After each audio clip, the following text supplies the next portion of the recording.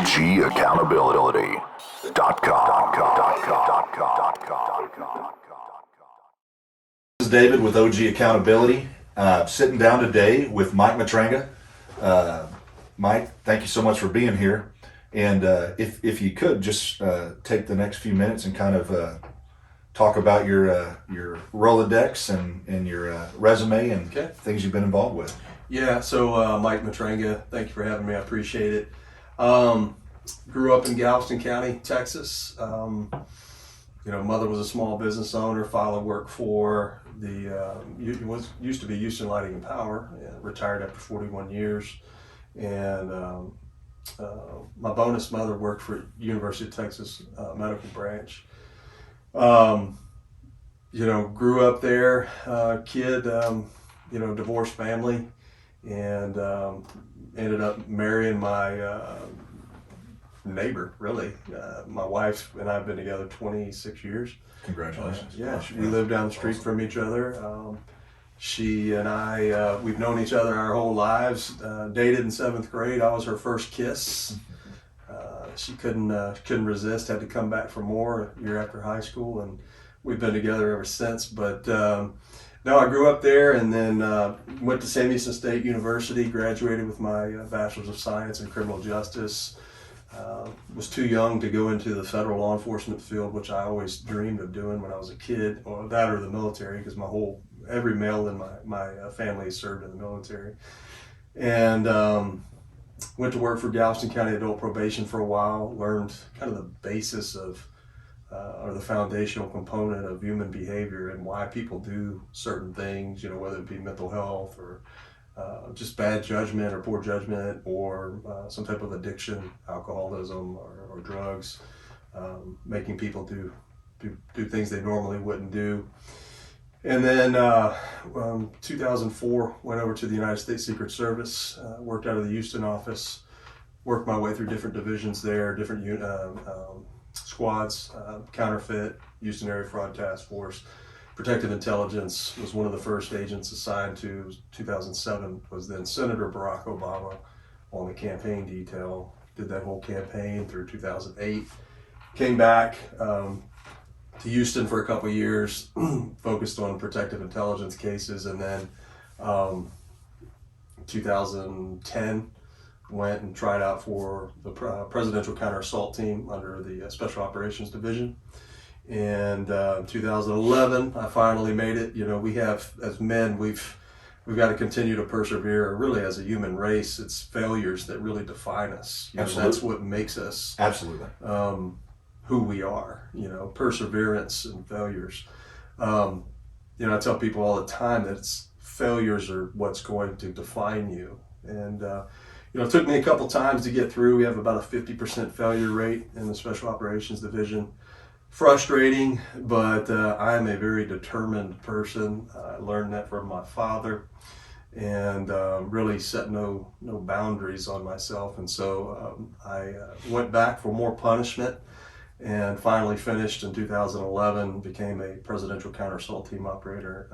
We have 8 teams. I was on Team 6 initially, then transferred over to Team 5. Became an assistant team leader on Team 5, and then did that for about 5.5 years, and then went over to the protective detail, Presidential Protective Detail. Everybody's like, well, what's the difference? Well, one's the tactical component, special operations component. You're in full, kit, AR-15 or SR-16 was what we used, Stoner SR-16, and then the other component is, your traditional Secret Service guys you see in the suit and the glasses and the earpiece that stand beside the president. So did that, 31 countries, 3 war zones, did advance to the DMZ in South Korea, served under every living president, vice president, their families, 40 heads of state, even deceased former President George Bush, 41, and left this service in 2016 after doing some real soul searching as a man and as a father. I just felt like there was more to life than doing that. I mean, I have always had a tremendous call to serve our country, but you only get the chance to be a father and a husband once. One time. And we're going to make mistakes as men. I've made plenty of them, but there were certain milestones in my kids' lives that I wanted to be a part of. And, I'd already missed, first steps and birthdays and holidays and Christmases and all that stuff. And as my kids got older, I just wanted to be there. And so I took a job with a different agency out in Las Vegas. Thought I was going to love or hate Las Vegas, but absolutely loved it. Very clean. If you're an outdoors person, it's amazing. Hiking, biking, boating. A lot of people don't know that about Vegas. Oh man, if anybody wants tips on Las Vegas, let me know, because I went out to Bureau of Land Management, and it's under Department of Interior. I was assigned to the Las Vegas Regional Intelligence Center, FBI's JTTF, Joint Terrorism Task Force. And I specialized in investigations regarding land crimes with militias and whatnot. And so kind of got thrown right into the fire. And the one infamous case that they're known for is the Bundy Ranch standoff in 2014, where ranchers took up arms against the U.S. government in a wash outside of southern Nevada. Yes, I remember that. Yeah, led to a secondary standoff in Oregon, Malheur, Oregon, where one of the I don't know, some people call them activists, some people call them hero. I mean, I really don't know. I think it's tragic that the individual was shot. His name was Lavoy Finicum. He was shot during a standoff and killed. He was a rancher out of Arizona. And so I quickly became the lead agent on that case, not from a prosecution standpoint, but from a protective standpoint, because there was 80 to 100 government witnesses that we had to keep safe. And so I led that charge, gathering intelligence on certain groups and then protecting our witnesses. Then, fast forward 2018, we had the unfortunate Santa Fe, Texas high school shooting where 8 students were killed and 2 teachers were killed, 17 wounded, and 3 days after that happened, the superintendent of schools there, Rodney Cavness, called me and offered me a job on the spot to come back to my hometown and build a security program for schools unlike anybody had ever seen. And people always ask me, why are you so successful in that? And it's because I had a supervisor who understood, and a superintendent who understood he's not qualified to make the decisions that I have made. I'm a practitioner, and it's a lot of these people that are continuing to do this are theorists. They don't have the practical experience, and so that was part of the condition of my employment, is that if I'm coming there, and we know that we have this growing problem in the United States, you have to let me do my job. There's some things that we'll discuss, but at the end of the day, you have to rely on me to make the right decisions. And so he did exactly what he told me he would do, and that's stay out of my way. Some of the things were unconventional in the space, but I think now, 4 or 5 years later, we're starting to see, oh wait, Mike was right about some of these things. And so it's awesome that you had a superintendent that didn't just bring you in as an educator to teach people what to do, but be a facilitator. Yep. And be able to take that role. There's no way that I could have done that without him. And we took that program that didn't exist to rank number 1 in the state. Multiple testimonies. I helped contribute to the current security bills that sit with the state of Texas currently. I'm helping write and draft new bills with some of our legislators that lean on me for some advice. And we were ranked number 1 in the state, number 5 in the nation, and we were well on our way. And so I left the school district in 2020, started a company in 2019 that had no wheels. I mean, it was just an established company, but really started working M6 Global Defense, which is my company now in 2020, and it's now 2023. And we've grown exponentially over the last couple of years, doing pretty good in sales. I finance everything myself, no SBA loans, no investment groups. I'm 100% owner. But we've grown from a one-man show in 2020 to 23 consultants in 10 states. Wow. And what is, if for anybody who may be interested and maybe they don't know fully, what at M6, what is y'all's primary? Yeah, so like I said, we have 23 consultants in 10 states. We do everything security.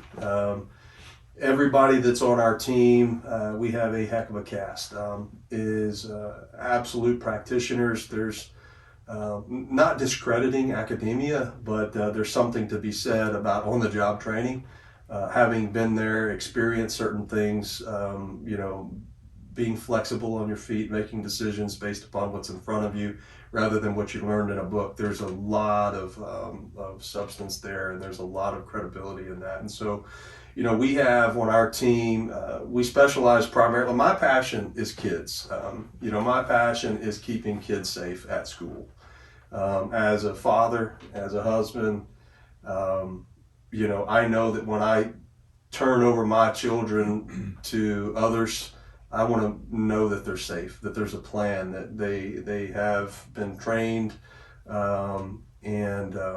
that's not all that we do. Our primary focus is K-12 because we just know that the space could use a team like ours. We have calculated our experience amongst our 23 consultants. We have over 500 years of experience. I don't think that there's another consulting firm that can say that. So when y'all come in and say you're working with the school district or whoever it is, is it a training that you bring to the staff, or is it, do y'all actually third party on site? Yeah, no, we third party on site. So we do offer training in regards to emotional intelligence programs. Behavioral threat assessments. We were talking about that earlier, and some of the things you said were spot on. A lot of times people hear that, what you just said, and they don't fully understand what that is. Well, that's because we have a political structure in the United States that wants to, instead of doing the right thing for kids, they want to look at things through a political lens and how that benefits them. And a lot of these people that want to discredit emotional intelligence programs in the K-12 space, they haven't really done their research on it. These are just political talking points that try to pander to their base so that they can continue to get voted into office. And what I'll tell you is, as a security professional, someone who deals with K-12 security on a daily basis, like I was telling you earlier, the foundational component of resolving this problem in the United States is in the behavioral component, and threat assessment piece is behavioral patterns don't lie. Yeah. People's lips lie, but after you watch them and observe them, they're going to show you through their actions and their behaviors what their intent is. And so in conjunction with that, what we know is that we're living in a very violent society, ever-growing violent society. And people say, well, what's the cause of that? I think that there's just an unlimited list of things that is the cause of that. We have technology at our hands, that our kids, have access to violent images, violent video games, reality, which is not reality TV. We were talking about that. Yeah. That stuff's all scripted. It's not reality at all. I mean, we have the degradation of the American family unit. We have the degradation of morals, values, and ethics in this country. And these are the things that kids used to be shielded from because they had parents. They didn't have access to that. I mean, if you look at back when we were kids, pornographic material, you go into a convenience store, it was hidden off in a section where you couldn't access it, or you had to be 18 to rent, a pornographic video or something like that. These kids have the most vile things at their fingertips. Billie Eilish, Yes. Eilish, she's come out and been a huge advocate against pornography because and thankful that somebody's so honest and that overcame it. She, at 11 years old, was addicted to watching porn on her phone nonstop. Like, parents got to understand, you got to be careful what your kids are getting into and what they're looking at. Well, there's some things that we recommend for parents, younger kids, obviously. I mean, you're going to fight things. Your kids get to be 12, 10, 11, 12, probably maybe 12 to 18 years old. It's going to be harder to fight, right? Absolutely. But at a younger age, I get asked all the time, "Hey, what can I put on my phone or my kid's phone to prevent that?" And there's different applications, and I'm not in no way advocating for any particular type of software, but there, one in particular is coming to mind, and I have no connection financially to them. I have no agreement with them, but I know it's a good product. Is Bark, and Bark is basically a guard dog for your phone. It's a software you put on there. It notifies you when your kid's looking at or attempting to look at content that is not age appropriate. And so at M6 Global, we get into everything. We have corporate clients that we consult with. We look at their policies, their procedures, their regarding an employee who may be exhibiting signs and symptoms, how they handle that employee, what type of mental health resources or alcohol or drug addiction resources that they have. Do they have an emergency operations plan? Do they have any type of response plan or emergency action plan? People, even in the corporate industry, don't think about that stuff, right? So, if you look at statistics, because I'm a statistics guy, you're more likely to have a workplace violence incident than a school shooting. You just don't hear about the workplace violence incidents that much. And so, corporate industry, I would ask, do you have these type of contingency plans in place? Do you have an evacuation route? Do you have a designated evacuation site or relocation or reunification site? And most people don't have that until something occurs, until That's a problem right. occurs. And here's the thing, it's just like the Secret Service taught us, is have a plan and then have a backup to that plan and then have a backup to that one. It's contingency after contingency, because no plan survives first contact, right? And so what I'm saying is that we're not saying that every plan is going to work smoothly every time, because what I know from experience is that's never happened. You always have to be flexible, adapt, and overcome. But if you're a corporate, set, if you're, let's say you're, IBM, or if you're, whoever, major XYZ company, have a plan in place. Talk about these things, because guess what? It's on the minds of your employees. So I personally I'm just fascinated with K-12 security, because I know it can be done right. We're trying to change the culture there of understanding that the majority of people that are responsible for keeping kids safe in schools are not qualified. They have no training. They have no training. They don't have the type of warrior mindset that's required. And that's why we're continuing to see incident after incident after incident of failed policies and failed leadership, like in Uvalde, Texas. So, we do K-12, we do corporate industry, we do maritime, you name it, we do it. And we have the team that can specialize in every one of those components. And so, who's our team? I mean, you've got myself, you've got additional you got counter assault team operators, Secret Service agents. We've got the former White House medical tactical officer on our team, who is one of only 4 defense policy analysts for medical components. We've got the former director of student services for Uvalde. People say, well, why would you bring somebody from Uvalde over? Well, who better to explain the do's and the don'ts than somebody who's lived it, right? Yeah. It goes back to what I talked about, practical experience. So, my message to parents or anybody that's listening to this, dads, whatever, moms that are listening to this podcast, I'm a school board member. It's very rare that people come to the school board and ask about what our policies are, what our plan is. They want to know what's, going to happen in the event that there's a crisis at our school, until it happens. So what I'm telling parents is, get active, man. Like, go hold people accountable. And it made him look like a prophet. And later on, he said, I hate that it happened, but it was General Oliver North. Mm-hmm. This is like 8 or 9 years ago. Maybe actually a little longer. I think it was right after Sandy Hook. And he said, we have to get policies in place. He said, because this is going to be a reoccurring theme. We're going to see it happening more and more and more. And little did he know, he was 100% correct. I mean, Mm-hmm. we're seeing it. It's prevalent. Every time you turn the news on, you see something, and people can't live on edge.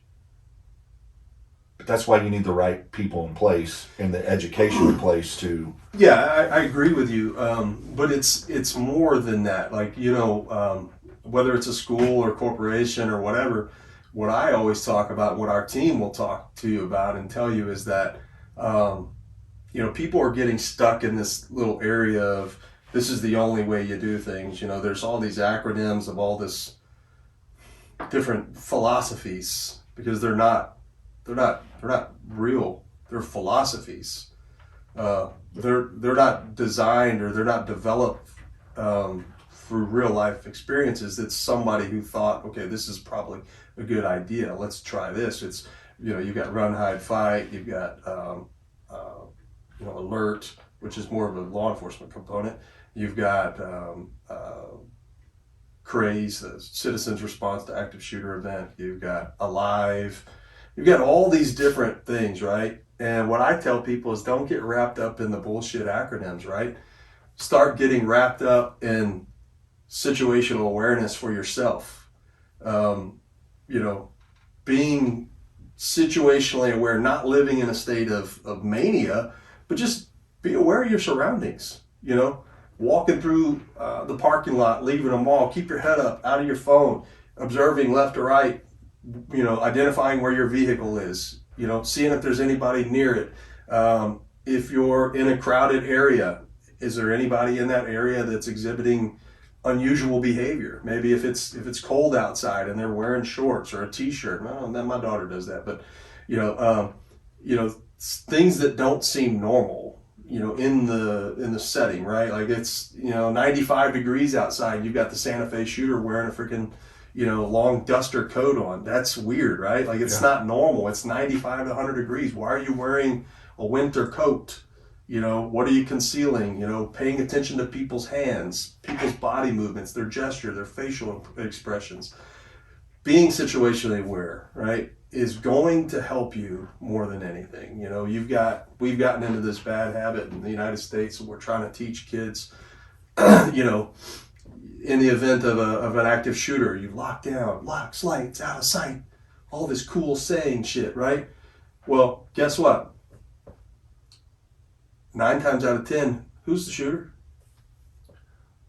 It's going to be somebody they know, but it's going to be somebody from the school. Right. More than not, 9 times out of 10, it is a student. So for years, we've been training these kids of where the other victims will potentially be. Locks, lights, out of sight, go to your hard corner. We're teaching them exactly where the victims will be. I didn't think about that. Yeah, you're right? absolutely right. And so what I tell people is, lockdown's good. It's a good baseline. But don't tell people you have to do that.